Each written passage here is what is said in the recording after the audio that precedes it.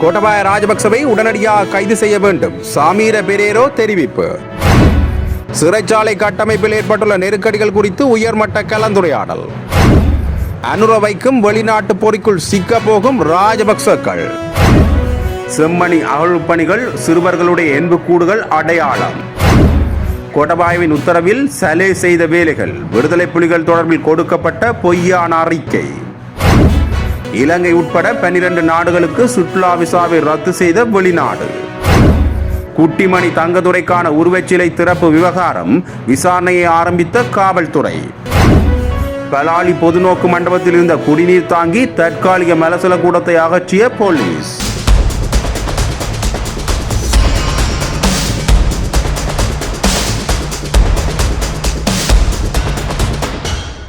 இலங்கை உட்பட 12 நாடுகளுக்கு சுற்றுலா விசாக்களை வழங்குவதை உடனடியாக நிறுத்தி வைக்க தைவான் வெளியுறவு அமைச்சகம் முடிவு செய்துள்ளது. இது தொடர்பான அறிவிப்பை தைவான் வெளியுறவு அமைச்சகம் வெளியிட்டுள்ளது. இருப்பினும் தைவான் அரசாங்க நிறுவனத்தின் அழைப்பின் பேரில் அங்கு உத்தியோகபூர்வ பயணம் மேற்கொள்பவர்களுக்கு இந்த முடிவு பொருந்தாது என கூறப்பட்டுள்ளது. சர்வதேச கூட்டம், விளையாட்டுப் போட்டி அல்லது கலாசார பரிமாற்ற திட்டங்களுக்காக தைவானுக்கு வருபவர்களுக்கும் இந்த தடையிலிருந்து விலக்களிக்கப்பட்டுள்ளது. மேலும் மருத்துவ சிகிச்சைக்காக தைவானுக்கு வருபவர்கள் அல்லது தைவான் குடிமக்களின் குடும்ப உறுப்பினர்களை இந்த முடிவு பாதிக்காதென்றும் தெரிய வருகின்றது. புதிய விதிமுறைகளின் கீழ் விசா விண்ணப்பதாரர்கள் சிங்கப்பூரில் உள்ள தைவான் பிரதிநிதி அலுவலகத்திலோ அல்லது சென்னையில் உள்ள பொருளாதார மற்றும் கலாச்சார மையத்திலோ தங்களது விண்ணப்பங்களை சமர்ப்பிக்கலாம் என்று தைவான் வெளியுறவு அமைச்சகம் தெரிவித்துள்ளது. இருப்பினும் தைவானுக்கு செல்லும் இலங்கையர்களுக்கு தைவான் அடையாள அட்டை வைத்துள்ள அங்கேயே வசிக்கும் ஒரு தைவான் குடிமகன் உத்தரவாதம் அளிக்க வேண்டும் என்றும் தாங்கள் குற்றவாளிகள் அல்ல என்பதை உறுதிப்படுத்த காவல்துறை சான்றிதழை சமர்ப்பிக்க வேண்டும் என்றும் அமைச்சகம் கூறியுள்ளது. அத்துடன் புதிய விதிமுறைகளின்படி தைவானுக்கு வரும் பயணிகள் தங்களிடம் போதுமான நிதி இருப்பதையும் உறுதி செய்ய வேண்டும் என தைவான் வெளியுறவு அமைச்சகம் மேலும் தெரிவித்துள்ளது. வெலிகடை சிறைச்சாலை கலவரத்தின் போது படுகொலை செய்யப்பட்ட குட்டிமணி தங்கதுரை ஆகியோரின் உருவச்சிலை திறப்பு விழா தொடர்பாக வெல்வெட்டித்துறை காவல்துறையினர் விசாரணைகளை ஆரம்பித்துள்ளனர். தமிழீழ விடுதலை இயக்கத்தின் முன்னாள் தலைவர் தங்கதுரை மற்றும் தமிழீழ விடுதலை இயக்கத்தின் முன்னாள் செயலதிபர் குட்டிமணி ஆகியோரின் உருவச்சிலை எதிர்வரும் 25ஆம் தேதி வெல்வெட்டித்துறையில் திறந்து வைக்க ஏற்பாடு செய்யப்பட்டுள்ளது. இந்த நிலையில் ஏற்பாட்டு குழுவின் சார்பில் வெல்வெட்டித்துறை நகரசபையின் முன்னாள் உறுப்பினர் சதீஷ் வெல்வெட்டித்துறை காவல்துறையினரால் விசாரணைக்கு அழைக்கப்பட்டுள்ளார். 1983ஆம் ஆண்டு கருப்பு ஜூலை வன்முறை சம்பவங்களின் உச்சகட்டமாக வெலிகடை சிறைச்சாலையில் தடுத்து வைக்கப்பட்டிருந்த தங்கதுரை, குட்டிமணி உள்ளிட்ட 53 தமிழ் அரசியல் கைதிகள் தாக்கப்பட்டு படுகொலை செய்யப்பட்டனர். வெளிநாடு சென்று ராஜபக்சக்களுக்கு எதிரான ஆதாரங்களை பெற்று அவர்களுக்கு எதிராக நடவடிக்கை எடுக்க சமகால அரசாங்கம் தீவிரம் காட்டி வருகிறது. இலங்கை அரசுக்கு சொந்தமான பல மில்லியன் டாலர் பெறுமதியான பணம் வெளிநாடுகளில் பல்வேறு பினாமி பெயர்களில் ராஜபக்சக்கள் வைத்திருப்பதாக குற்றச்சாட்டுகள் ஏற்கனவே எழுந்துள்ளன. இதுகுறித்து தீவிர விசாரணைகளை சமகால அரசாங்கம் மேற்கொண்டு வருவதுடன் அதனை நாட்டுக்கு கொண்டு வர முயற்சிகள் மேற்கொள்ளப்படுகின்றது. பிரித்தானியா, துபாய் உட்பட பல நாடுகளில் ராஜபக்சக்களுக்கு சொந்தமான பெருமளவு சொத்துக்கள் உள்ளதாக குற்றம் சாட்டப்படுகின்றது. இவ்வாறான நிலையில் உகண்டாவில் தாம் பெருந்தொகை டாலர்களை பதுக்கியுள்ளதாக எழுந்துள்ள குற்றச்சாட்டுகளை முடிந்தால் நிரூபித்து காட்டுமாறு நாடாளுமன்ற உறுப்பினர் நாமல் ராஜபக்ச சவால் விட்டு குறிப்பிடத்தக்கது. இதேவேளை அதற்கமைய குற்றப்புலனாய்வு திணைக்களத்தின் விசாரணைகளுக்கு தொடர்புடைய நபர்களின் தகவல்களை பெறுவதற்கு கூட்டு சிறப்பு போலீஸ் குழு ஒன்றை ஆஸ்திரேலியாவுக்கு அனுப்பி வைக்க திட்டமிடப்பட்டுள்ளது. 2013ஆம் ஆண்டில் ஸ்ரீலங்கன் ஏர்பஸ் நிறுவனத்திற்காக 10 விமானங்கள் கொள்வனவு செய்யப்பட்டது. இதன்போது ஐரோப்பிய விமானம் நிறுவனம் ஒன்றமிருந்து $2 மில்லியன் அமெரிக்க டாலர்களை லஞ்சமாக பெற்றதாக தகவல்கள் வெளியாகியிருந்தது. இதனுடன் தொடர்புடைய சந்தேக நபர்கள் மற்றும் சாட்சியங்களை கண்டறிவதற்காக இந்த நடவடிக்கை மேற்கொள்ளப்பட்டுள்ளது. ஏர்பஸ் லஞ்ச பரிவர்த்தனையின் பணம் பரிமாற்றம் செய்யப்பட்டதாக கூறப்படும் கணக்கின் உரிமையாளரான ஆஸ்திரேலியாவில் வசிக்கும் சந்தேக நபர்கள் மற்றும் சாட்சிகளிடமிருந்து வாக்குமூலங்களை பதிவு செய்ய திட்டமிடப்பட்டுள்ளது. இதற்கான சாட்சியங்களை வெளிப்படுத்துவதற்காக இந்த கூட்டு நடவடிக்கை தொடங்கப்பட்டுள்ளது. இந்த லஞ்ச பணம் அனுப்பப்பட்டதாக கூறப்படும் வங்கி கணக்கின் உரிமையாளர் என கூறப்படும் WD நிமல் பெரேரோ என்பவர் ஆஸ்திரேலியாவில் வசித்து வருவதாக தெரிய வந்துள்ளது. இந்த சம்பவத்தின் பிரதான சந்தேக நபரான உயிரிழந்த முன்னாள் பிரதம நிறைவேற்று அதிகாரியான கபில சந்திரசேனவின் மனைவியான பிரியங்கா நியோமாலி விஜயநாயக்க மற்றும் முன்னாள் அமைச்சர் சமல் ராஜபக்சவின் புதல்வர் சமீந்திர ராஜபக்ச ஆகிய சந்தேக நபர்கள் வெளிநாடுகளில் வசித்து வருகின்றனர். அத்துடன் அவர்களுக்கு தற்போது கொழும்பு மற்றும் கோட்டை நீதிவான் நீதிமன்றங்களால் பிடியாணை பிறப்பிக்கப்பட்டுள்ளது. கொழும்பு பிரதான நீதிவான் நீதிமன்றில் லஞ்ச ஊழல் ஆணைக்குழுவினால் வழக்கு தொடரப்பட்டுள்ளது. புரூனை நாட்டில் போலி நிறுவனம் ஒன்றை நிறுவி புகழ்பெற்ற ஐரோப்பிய விமான நிறுவனத்திடமிருந்து $1 மில்லியனே 454,645.54 யூரோக்கள் லஞ்சம் பெற்றமை தொடர்பில் இந்த விசாரணை மேற்கொள்ளப்பட்டு வருகின்றமை குறிப்பிடத்தக்கது. முன்னாள் ஜனாதிபதி கோடபாய ராஜபக்சவை உடனடியாக கைது செய்ய சட்டத்தை நடைமுறைப்படுத்த வேண்டும் என ஈஸ்டர் நீதிக்கான மக்கள் கட்டமைப்பின் அழைப்பாளர் சமீர பெரேரோ வலியுறுத்தியுள்ளார். உயிர்த்தனார் தினத்தன்று நடத்தப்பட்ட கொடூர பயங்கரவாத தாக்குதலுக்கு பின்னணியில் உள்ள உண்மை சதி தற்போது வெளிவரத் தொடங்கியுள்ளதாக அவர் தெரிவித்துள்ளார். ஊடகவியலாளர் சந்திப்பொன்றில் கலந்து கொண்டு உரையாற்றிய போதே அவர் இவ்வாறு குறிப்பிட்டுள்ளார். இந்த சதித்திட்டம் தொடர்பாக முன்னாள் போலீஸ் மா அதிபர் சிடி விக்ரமரத்ன தீர்மானமிக்க சாட்சியங்களை வழங்கியுள்ளார் எனவும் அவர் தெரிவித்துள்ளார். ராஜபக்ச குடும்பத்தினரும் அவர்களை சுற்றியுள்ள குழுவினரும் பாதாள உலக குழுவைப் போல் செயல்பட்டு கூலிப்படையினரை பயன்படுத்தி விசாரணைகளை திசை திருப்ப முயற்சிப்பதாக அவர் குறிப்பிட்டுள்ளார். உயிர்த்தனார் தாக்குதலை பகடைகாயாக பயன்படுத்தி தேசிய பாதுகாப்பை உறுதிப்படுத்துவோம் என கூறிக்கொண்டு கோடபாய ராஜபக்ச அதிகாரத்தை கைப்பற்றினார். இது ஒரு திட்டமிடப்பட்ட அரசியல் சதியாகும் என அவர் சுட்டிக்காட்டியுள்ளார். புணங்களை வைத்துக்கொண்டு அதிகாரத்தை கைப்பற்றியவர்கள் ஜார் என்பது தற்போது வெளிச்சத்துக்கு வந்துள்ளது. இந்த கொடூர தாக்குதலின் பின்னணியில் இருந்த சூத்திரதாரிகள் ஜார் என்பது முழு நாட்டுக்குமே இப்போது தெரியும் என அவர் குறிப்பிட்டுள்ளார். சிங்கள பௌத்த அடையாளத்தை பாதுகாப்பதாக கூறிக்கொண்டு முன்னெடுக்கப்பட்ட பெருமளவிலான மோசடிகளும் குற்றங்களும் தற்போது அம்பலமாகி வருகின்றன. உண்மையான பௌத்தர்கள் இத்தகைய கொடூர அரசியலுக்கு ஒருபோதும் ஆதரவளிக்க மாட்டார்கள் என அவர் தெரிவித்துள்ளார். மத தலைவர்களை கூட ஏமாற்றி அதிகாரத்தை கைப்பற்றிய இந்த சீரழிந்த அரசியலுக்கு முற்றுப்புள்ளி வைக்கப்பட வேண்டும் என வலியுறுத்தியுள்ளார்.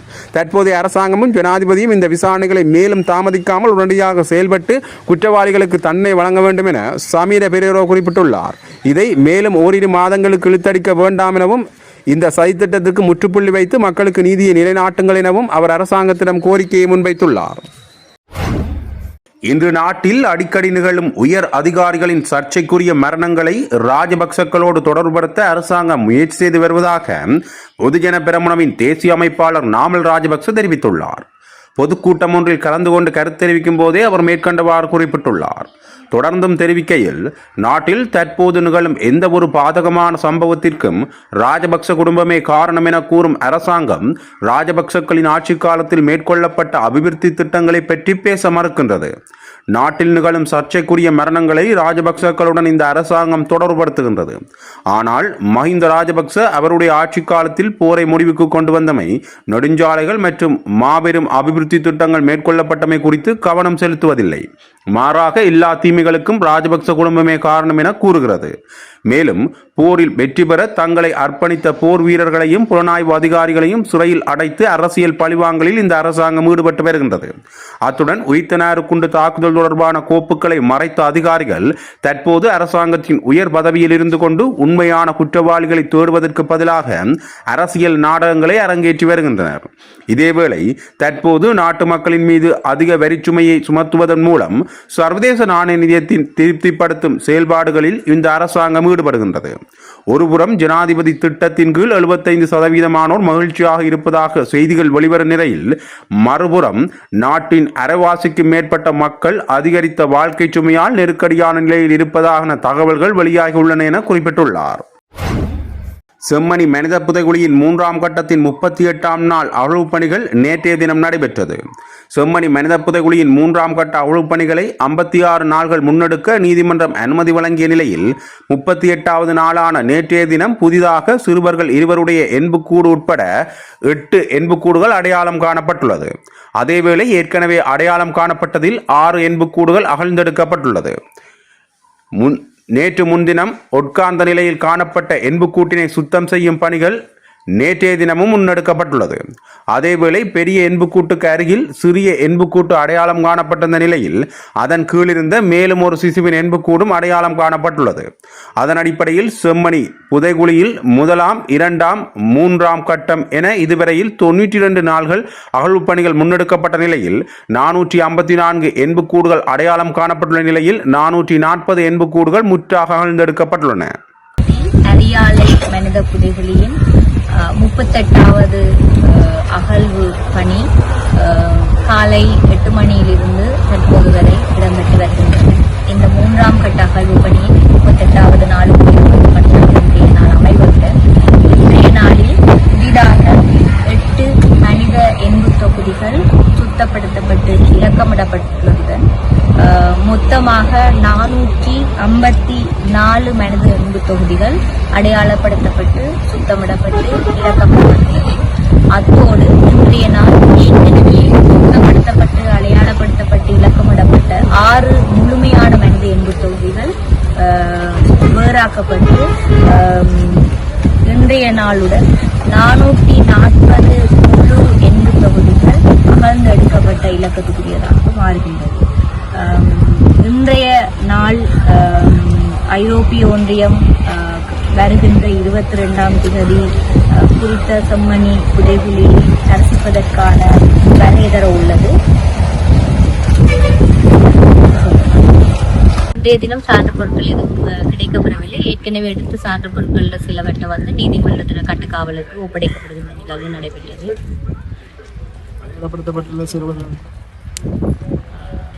இன்றைய நாளுக்குரிய அடையாளப்படுத்தப்பட்ட சிறுவர்களுக்குரிய எண்ணிக்கையில் 2 அமர்ந்த நிலையில் இருக்கிற 423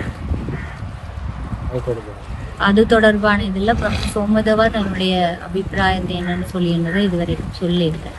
அதை அகழ்ந்து எடுத்ததுக்கு பிறகுதான் அது தொடர்பான வேறு ஏதாவது சான்று பொருட்கள் அல்லது அதோட தொடர்பு பிற பொருட்கள் ஏதாவது கருத்தாடுகளை பொறுத்து அந்த மனித எண்பு தொகுதியினுடைய நிலை தொடர்பாக கருத்து இந்த மாதிரி ஒரு எண்பது அடையாளம் காணப்பட்டது. அப்போது வந்து யாழ்ப்பாண பல்கலைக்கழக இந்து கற்கைகள் கூட விரும்பி அதை கூப்பிட்டு இதுக்கும் அப்படியான ஏற்பாடுகள் இருக்குமா? இது தொடர்பாக வந்து நாளைக்கு வர அது தொடர்பாக கலந்து ஆலோசனை செய்துட்டு அந்த பீடாதிபதியோட சேர்ந்து கதைக்கிறதுக்கான ஒரு சந்தர்ப்பத்தை ஏற்றெடுத்து அதையும் தீர்க்கமான இருக்கு.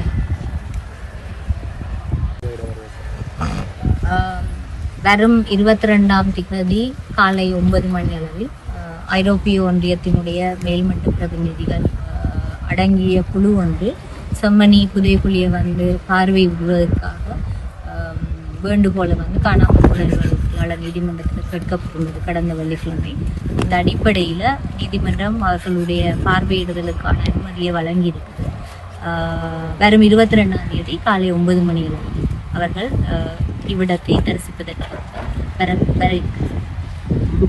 குழுவில் ஐரோப்பிய ஒன்றிய பிரதிநிதிகளும் தெரிவு செய்யப்பட்ட சில ஐரோப்பிய நாடுகளினுடைய உள்நாட்டில் இருக்கிற உயர்ஸ்தானிகர் ஆலயங்களோட பிரதிநிதிகளும் உள்ளடங்குகிறார்கள். நாளைய தினம்தான் அது தொடர்பான முழுமையான விவரம் வந்து இவர்களுக்கு கிடைக்கப்படும். இலங்கையில் டெங்கு நோய் பரவல் தீவிரமடைந்துள்ள நிலையில் அரசு அதனை தடுப்பதற்கு ஆக்கப்பூர்வமான நடவடிக்கைகளை எடுக்காது அரசியல் பிரச்சாரங்களிலேயே கவனம் செலுத்தி வருகின்றது என ஸ்ரீலங்கா பொதுஜன பெரமுனவின் பொதுச் செயலாளரும் முன்னாள் நாடாளுமன்ற உறுப்பினருமான சட்டத்தரணி சாகர காரியவசம் குற்றம் சாட்டியுள்ளார். பத்திரமுல்லையில் கட்சியின் தலைமையகத்தில் நேற்று இடம்பெற்ற ஊடகவியலாளர் சந்திப்பிலேயே அவர் இவ்வாறு குறிப்பிட்டுள்ளார். அவர் மேலும் தெரிவிக்கையில், இந்த வருடத்தில் இதுவரை 53 டெங்கு மரணங்கள் பதிவாகியுள்ளன. நேற்றும் கூட 16 வயதுடைய சிறுமியொருவர் உயிரிழந்துள்ளார். அரசின் கிளீன் ஸ்ரீலங்கா திட்டம் என்பது பேரளவில் மட்டுமே உள்ளது. இதில் வீதி பயனாளிகளின் வாகனங்களை சோதனையிடுவதும் அரச நிறுவனங்களுக்குள் தமது ஆதரவாளர்களை உள்வாங்குவதுமே நடக்கின்றதே தவிர நாடு சுத்தப்படுத்தப்படவில்லை. இவ்வாறான அலட்சிய போக்கினால் நிகழும் ஒவ்வொரு மரணத்துக்கும் அரசே பொறுப்பு கூற வேண்டும் என்றார். நாட்டில் இடம்பெற்று வரும் தொடர்ச்சியான மர்ம மரணங்கள் குறித்து கடும் சந்தேகத்தை வெளியிட்ட அவர், சில உயிரிழப்புகள் தற்கொலை என முன்னரே அறிவிக்கப்படுவது விந்தையாக உள்ளது எனவும் குறிப்பிட்டுள்ளார். 323 கொள்கலன் திருட்டு விவகாரத்தில் முறைப்பாடு செய்த நபர் நந்தன குணத்திலக்க, கபில சந்திரசேன, துறைசேரி அதிகாரி மற்றும் முன்னாள் போலீஸ் மாதிபர் என பலர் மர்மமான முறையில் உயிரிழந்துள்ளனர். முன்னாள் போலீஸ் மாதிபரின் மரணம் குறித்து செய்தி வருவதற்கு முன்பே அது தற்கொலை என போலீஸ் அதிகாரி ஒருவர் அறிவித்தமை பெரும் சந்தேகத்தை ஏற்படுத்துகின்றது. அரசுக்கு எதிராக செயல்படுபவர்கள் மர்மமாக இறப்பதும் பின்னர் அவை தற்கொலை என பிரச்சாரம் செய்யப்படுவதும் ஜனநாயகத்துக்கு பொருத்தமற்றது என அவர் குற்றம் சாட்டியுள்ளார். அரசு டெங்கு மற்றும் கோவிட்-19 நோயை கட்டுப்படுத்திய அனுபவமுள்ளவர்களின் ஆலோசனைகளை பெறாது தனது அகந்தையுடன் செயல்படுகின்றது என்று தெரிவித்த சாகர காரியவசம், இத்தனை சர்ச்சைகளுக்கு மத்தியிலும் பிரதம நீதியரசரின் பதவிக்காலத்தை நீடிப்பதற்கு அரசு ஏன் இவ்வளவு தீவிரமாக முயற்சிக்கின்றது என்பது பெரும் சந்தேகத்தை ஏற்படுத்துகின்றது என்றார். அரசியல் நிகழ்ச்சி நிரல்களை தள்ளிவிட்டு மக்களின் உயிரை காக்க அரசு முன்வர வேண்டும் என்றும் அவர் வலியுறுத்தியுள்ளார். அரச புலனாய்வு சேவையின் முன்னாள் பிரதானி சுரேஷ் செலே முன்னாள் ஜனாதிபதி கோட்டபாய ராஜபக்சவின் அனுமதியோடுதான் அனைத்து வேலைகளையும் செய்தார் என்று முன்னாள் ராணுவ தளபதி ஃபீல்டு மாஸ்டர் சரத் பொன்சேகா தெரிவித்துள்ளார். வலையொலி தளம் ஒன்றுக்கு வழங்கிய நேர்காணலின் போதே அவர் மேற்கண்டவாறு குறிப்பிட்டுள்ளார். தொடர்ந்து தெரிவிக்கையில், ஆரம்பத்தில் இருந்தே சுரேஷ் செலே கோட்டபாய ராஜபக்சவின் அருகிலேயே தான் இருப்பார். கோட்டபாய ராஜபக்சவிடம் கேட்காமல் எதனையும் சுரேஷ் செலே செய்ததில்லை. கோட்டபாய ராஜபக்சவுக்கு தேவையானதை தவிர வேறு எதனையும் செலே செய்ததும் இல்லை. ஆரம்ப காலங்களில் சுரேஷ் செலே போன்று மேலும் சிலர் இருந்தார்கள். அவர்களுக்கு நன்றாக தமிழ் பேச தெரியும். இது போன்றவர்கள்தான் பின்னர் புலனாய்வு சேவைக்குள் இணைத்துக் கொள்ளப்பட்டனர். நான் ராணுவ தளபதியானதன் பின்னர் சுரேஷ் செலே எனக்கு கீழ் பணியாற்றியதில்லை. செலே உள்ளிட்ட ஒரு சிலர் வழக்கமாக அலுவலகத்திலிருந்து முக்கிய அறிக்கைகளை தயார்படுத்தும் வேலைகளை செய்து கொண்டிருந்தனர். எனவே எனக்கு கீழிருந்து வேறொரு பிரிவிற்கு சுரேஷ் செலே உள்ளிட்டவர்களை மாற்றினோம். செலே எனக்கு கீழ் பணியாற்றியிருக்கவில்லை. ஆனால் செலையை பற்றி நன்றாக எனக்கு தெரியும். செலே உள்ளிட்டவர்களை எனக்கு கீழ் இருந்து நீக்கிய பிறகு அவர்களை கோட்டபாய ராஜபக்ச தமக்கு கீழ் பணியாற்றுமாறு கொழும்பு பாதுகாப்பு அமைச்சின் செயலகத்திற்கு அழைத்துக் கொண்டார். இராணுவத்திற்குள் இருந்து கொண்டு கொழும்பில் உள்ள அலுவலகத்தில் இருந்து பணியாற்றுவது போலதான் அவர்கள் பணியாற்றினர். அவர்கள் கொடுத்த சில அறிக்கைகள் பிழையான தகவல்களை கொண்டிருந்தது. உதாரணமாக, நான் இராணுவ தளபதியான போது செலே உள்ளிட்டவர்கள் தந்த அறிக்கையின்படி விடுதலை புலிகள் அமைப்பைச் சேர்ந்த மொத்த போராளிகள் 9,000 பேர் என்று இருந்தது. எனினும் அது ஒரு தவறான அறிக்கை என்பது எனக்கு தெரியும். எனவே செலே ஹெந்த விதாரண உள்ளிட்ட அதிகாரிகளை இடம் மாற்றி அந்த இடத்திற்கு யுத்தக்களத்தில் நேரடியாக இருந்து பணியாற்றிய அதிகாரிகளை நியமித்தோம். அந்த நேரத்தில் விடுதலை புலிகள் அமைப்பில் மொத்தம் 30,000 பேர் வரை இருக்கலாம் என நான் கணித்திருந்தேன். அதேபோல் அதன் பின்னரான அறிக்கைகள் மற்றும் கணக்கெடுப்புகளின் ஊடாக கிட்டத்தட்ட 32,000 பேருக்கு அதிகமான விடுதலை புலிகள் அமைப்பின் போராளிகள் இருப்பதாக கண்டறியப்பட்டது. எனவே செலே உள்ளிட்டவர்கள் இராணுவத்துக்குள் இருந்து இப்படியான வேலைகளை தான் செய்து கொண்டிருந்தனர் என அவர் குறிப்பிட்டுள்ளார். சிறைச்சாலை கட்டமைப்பில் தற்போது ஏற்பட்டுள்ள நெருக்கடிகள் மற்றும் அவற்றுக்கான நிரந்தர தீர்வுகள் குறித்து ஆராயும் விசேட கலந்துரையாடல் ஒன்று நடைபெற்றுள்ளது. குறித்த கலந்துரையாடல் ஜனாதிபதி அனுரகுமார திசாநாயக்க தலைமையில் நேற்று முற்பகல் ஜனாதிபதி அலுவலகத்தில் நடைபெற்றது. சிறைச்சாலைகள் திணைக்களம் மற்றும் சம்பந்தப்பட்ட அமைச்சுக்களின் உயர் அதிகாரிகள் கலந்து கொண்ட கூட்டத்தில் தற்போதுள்ள பிரச்சனைகள் குறித்து விரிவாக ஆராயப்பட்டுள்ளது. குறிப்பாக சிறைச்சாலை வசதிகளை நவீனமயப்படுத்துதல் மற்றும் அவற்றை விரிவுபடுத்துவதற்கான மாற்றுத் திட்டங்கள் குறித்து அதிகாரிகளால் முன்வைக்கப்பட்ட பரிந்துரைகள் மற்றும் கருத்துக்கள் குறித்து ஜனாதிபதி விரிவாக கேட்டறிந்தார். இந்த சந்திப்பில் நீதி மற்றும் தேசிய ஒருமைப்பாட்டு அமைச்சர் கர்ஷன நாணயக்கார, பொதுமக்கள் பாதுகாப்பு மற்றும் நாடாளுமன்ற அலுவலர்கள் அமைச்சர் ஆனந்த விஜயபால, பாதுகாப்பு அமைச்சின் செயலாளர் ஏர் வைஸ் மார்ஷல் சம்பத் துய்கொந்தா, நீதி மற்றும் தேசிய ஒருமைப்பாட்டு அமைச்சின் செயலாளர் அஜேஷா ஜினசேன மற்றும் சிறைச்சாலைகள் ஆணையாளர் நாயகம் பிரசாத் கேமந்த குமார் ஆகியோர் கலந்து கொண்டனர். சிறைச்சாலைகளின் நெரிசலை குறைத்தல் மற்றும் நிர்வாக சீர்திருத்தங்களை முன்னெடுப்பதற்கான ஆக்கப்பூர்வமான நடவடிக்கைகளை விரைவாக செயல்படுத்துமாறு ஜனாதிபதி இதன்போது அதிகாரிகளுக்கு ஆலோசனை வழங்கியுள்ளார்.